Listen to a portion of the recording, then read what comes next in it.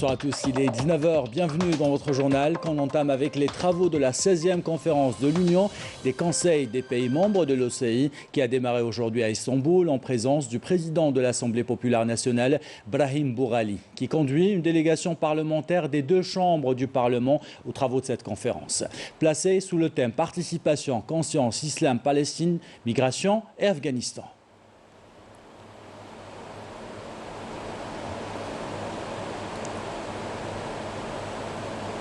Et dans son allocution, le président de l'Assemblée populaire nationale a rappelé que l'Algérie, sous la présidence du président de la République Abdelmadjid Tebboune, poursuit l'édification de ses institutions, des projets qui répondent aux besoins et revendications du Hirak populaire PENI, rappelant que notre pays continuera à soutenir l'État et le peuple palestinien. Je vous propose de l'écouter.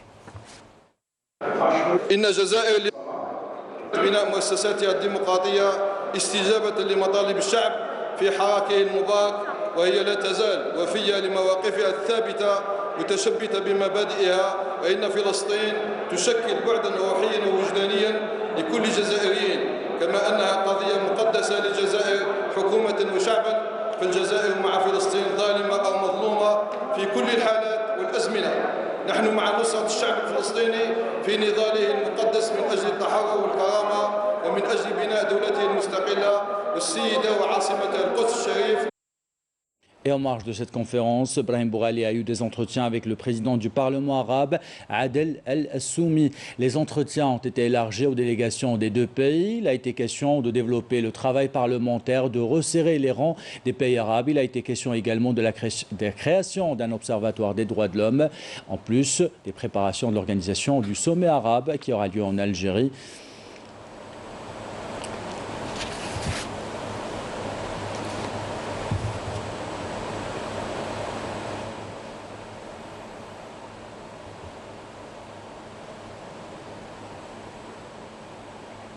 Et au siège du Parlement turc, le président de l'APN a été reçu par le président du Parlement turc, Mustafa Şentürk. Les deux parties ont évoqué les moyens de développer les relations entre Alger et Ankara, notamment dans le domaine parlementaire. Le président de l'APN a eu des entretiens également avec le président de l'Assemblée nationale du Niger, Saini Omarou. Les deux parties se sont mis d'accord pour développer les relations dans le domaine sécuritaire parlementaire. Toujours en marge de cette conférence, Brahim Bourali a eu des entretiens également avec le président du Parlement iranien, Mohamed Bagher Khalibaf.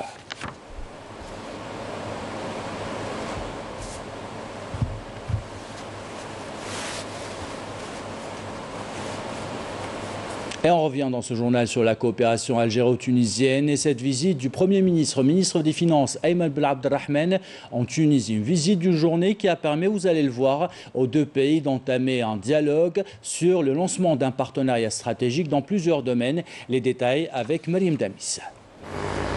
Le Premier ministre, ministre des Finances Ayman Ben Abdelrahman et son homologue tunisienne Najat Bouden ont co-présidé à Tunis une séance de travail élargie regroupant plusieurs ministres des deux pays, consacrée à l'évaluation des relations bilatérales et au parachèvement des discussions autour du cadre juridique en prévision de la visite du président de la République Abdelmadjid Tebboune en Tunisie. Les deux responsables ont passé en revue les différents aspects de la coopération dans les domaines de l'énergie, des finances, du commerce, des transports et des travaux publics et ont évoqué l'importance de développer les régions frontalières et de parachever les projets d'intégration entre les deux pays pour consolider les fondements du développement intégré selon la vision commune des dirigeants des deux pays. نحن قد قطعنا أشواطا كبيرة من أجل وضع هذه الملفات في مرحلتها النهائية وهي تخص كل القطاعات الاقتصادية والتجارية من طاقة وصناعة وتجارة وكل الميادين أشغال عمومية كذلك يعني فكلها بروتوكولات إن شاء الله سوف تعرف الإمضاء عليها خلال زيارة السيد رئيس الجمهورية عبد المجيد تبون في الأيام المقبلة ونحن هنا للتحضير الجيد لهذه الزيارة وسوف يكون الإمضاء على كل هذه البروتوكولات إن شاء الله خلال الزيارة السامية التي سوف يقوم بها السيد رئيس الجمهورية عبد المجيد تبون. Sur le plan économique, la Tunisie est l'un des principaux partenaires de l'Algérie, notamment dans les secteurs de l'énergie, des travaux publics, des ressources en eau, ainsi que dans le domaine de l'investissement et du développement des régions frontalières. Les deux parties ont mis en avant les relations bilatérales ancrées et historiques, soulignant la volonté des dirigeants des deux pays de promouvoir la coopération en vue d'amorcer une nouvelle ère basée sur l'intégration et la complémentarité économique et la coordination stratégique bilatérale. Et la Tunisie a été représentée par 3 startups dans le programme Africa by IncubMe, un programme d'incubation inédit qui réunit pour la première fois en Afrique et en Algérie 16 startups de 5 pays différents. Avec cet objectif, répondre à des problématiques que rencontrent des entreprises algériennes, africaines et des multinationales. Le programme arrive à sa fin avec des résultats concrets. Plusieurs ministres du gouvernement étaient présents, qui donne un signal fort et démontre la volonté de l'État à soutenir l'économie de la connaissance et libérer les initiatives. Couverture de Malik Darrahmoun, commentaire signé Badia Amarti. Il s'agit d'un programme unique en son genre en Afrique et en Algérie. Pour la première fois, 16 startups ont été incubées à Alger. Elles sont issues de la Tunisie, de la Côte d'Ivoire, du Cameroun et du Sénégal et sélectionnées parmi 1200 candidatures. Nous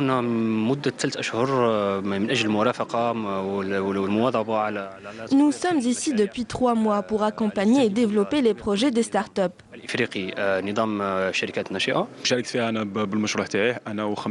J'ai participé avec 5 autres Algériens. Avec mon projet, nous sommes ici pour travailler avec nos partenaires et développer nos startups. Nous sommes contents d'être sélectionnés car nous savons que 1200 projets africains ont participé à ce programme. La chance était minime pour nous, mais Dieu merci, on a été sélectionnés, ce qui nous a encouragés à développer notre projet. Je suis avec mon amie Amira Fethani. Dans ce programme, nous travaillons ensemble sur ce projet. 12 contrats ont été finalisés avec les entreprises partenaires de ce programme. Ce dernier a pour objectif d'encourager l'esprit d'initiative chez les porteurs de projets et développer l'entrepreneuriat.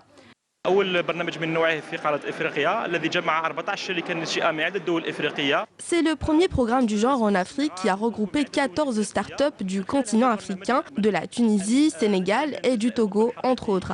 À travers ce programme, nous espérons faire de l'Algérie un véritable pôle de l'innovation en Afrique.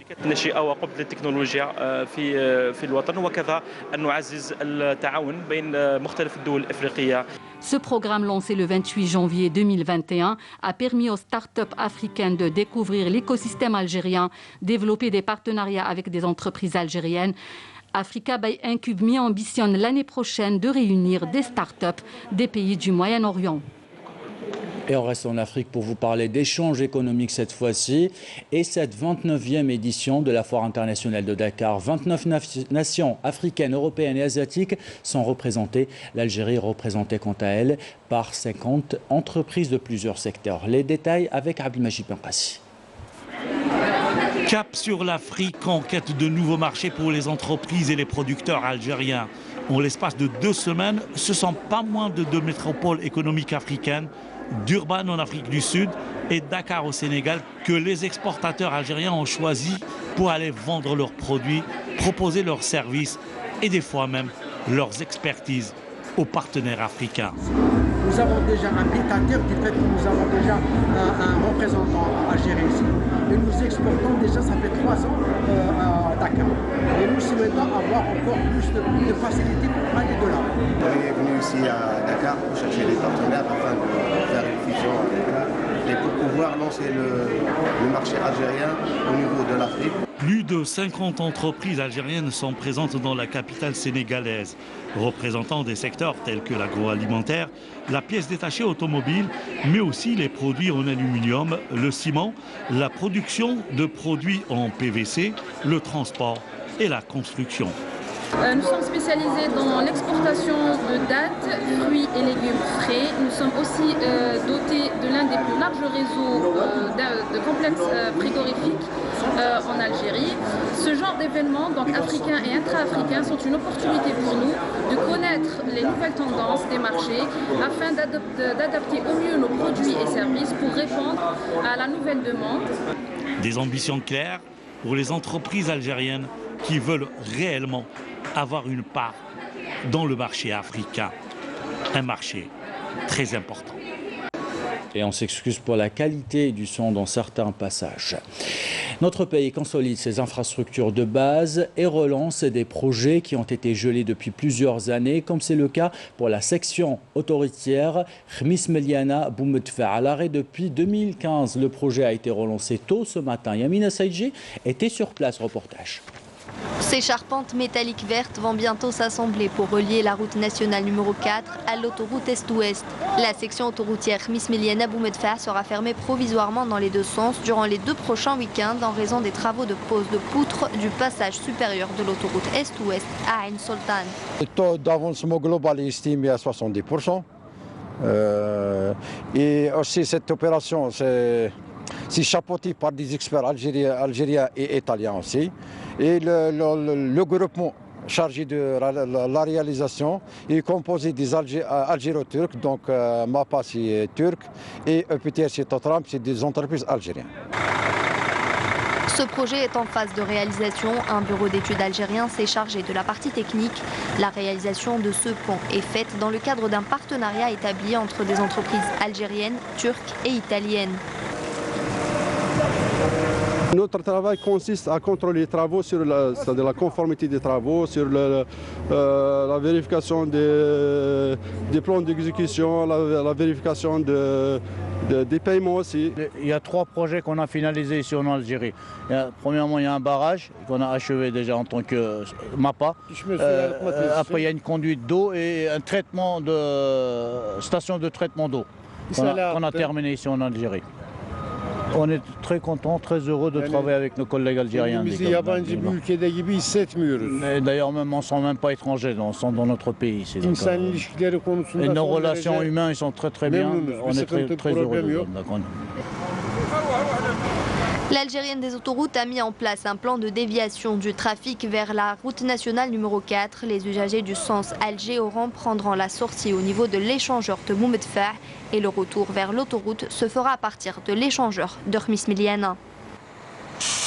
La 4e rocade autoroutière qui relie Khmis Meliana à Borj Bouaririj pour éviter Alger Centre, pour décongestionner la circulation et diminuer le trafic sur Alger.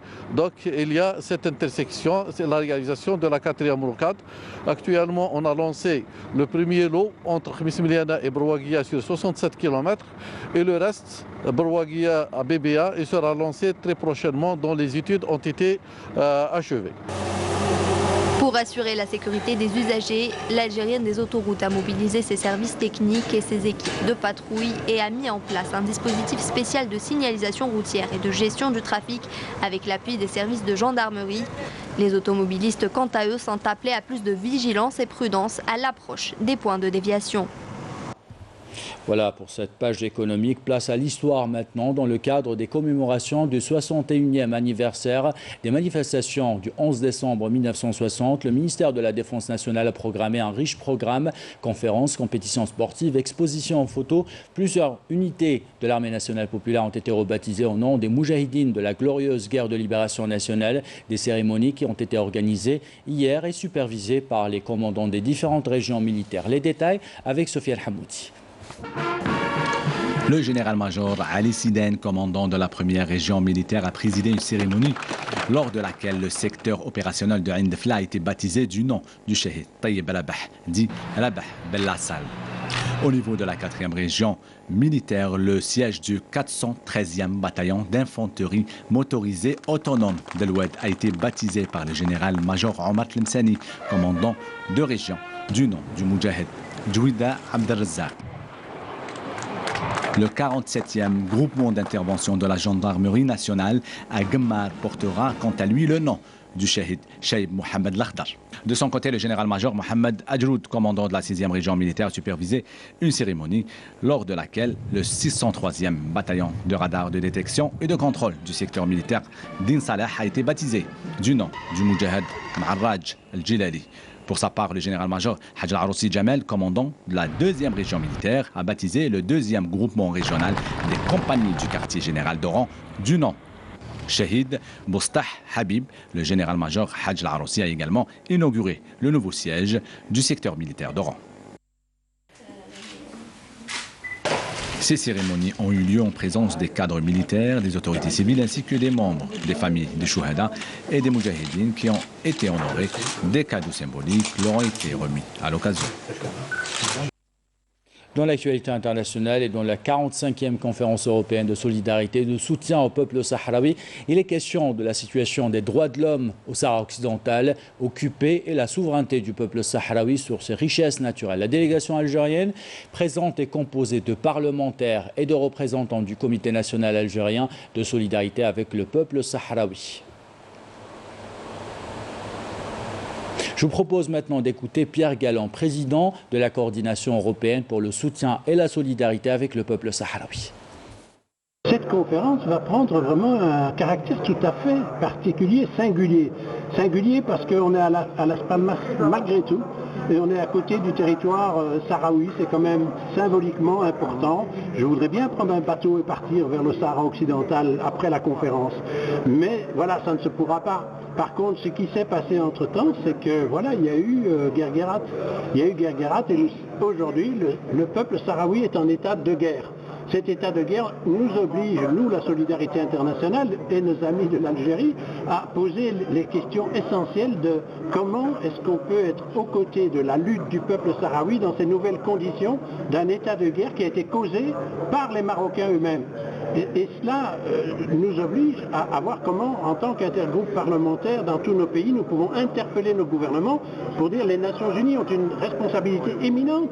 Le Conseil de sécurité n'a rien dit jusqu'à présent sur cet état de guerre. Il est temps que clarté soit faite sur l'agression marocaine qui s'est transformée depuis quelques mois, passant d'une soi-disant négociation de paix qui n'existait plus à un état carrément de guerre, d'occupation, de répression des populations, d'usage aujourd'hui d'armements venant de l'Israël, notamment les drones, pour contrôler le territoire, pour agresser les Sahraouis, pour agresser même des camionneurs algériens qui travaillaient dans la région.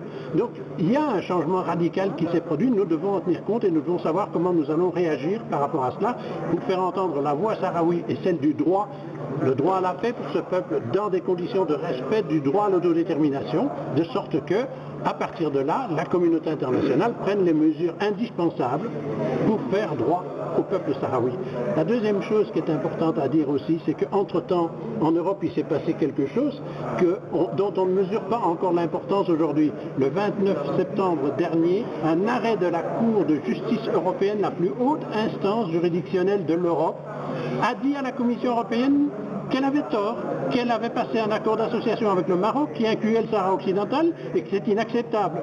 Deux, elle a dit en plus, eh bien ce peuple est représenté par un mouvement de libération nationale qui s'appelait le Front Polisario. Et le Front Polisario a une personnalité juridique à nos yeux. Personnalité juridique aux yeux de la Cour. C'est quelque chose de tout à fait nouveau en Europe et c'est extrêmement important parce que ça amène le Front Polisario au niveau où se trouvait l'OLP dans le temps, où se trouvaient les grands mouvements de libération comme l'ANC, etc., qui étaient reçus par l'Europe. L'Europe est tenue aujourd'hui, quand elle parle du Sahara occidental, à recevoir le représentant du peuple qui est le Front Polisario. Ça change beaucoup de choses. Et c'était la dernière information dans ce journal. L'équipe de la rédaction qui l'a préparé, l'équipe technique qui l'a réalisé, vous remercie de l'avoir suivi. Merci pour votre fidélité. Belle soirée.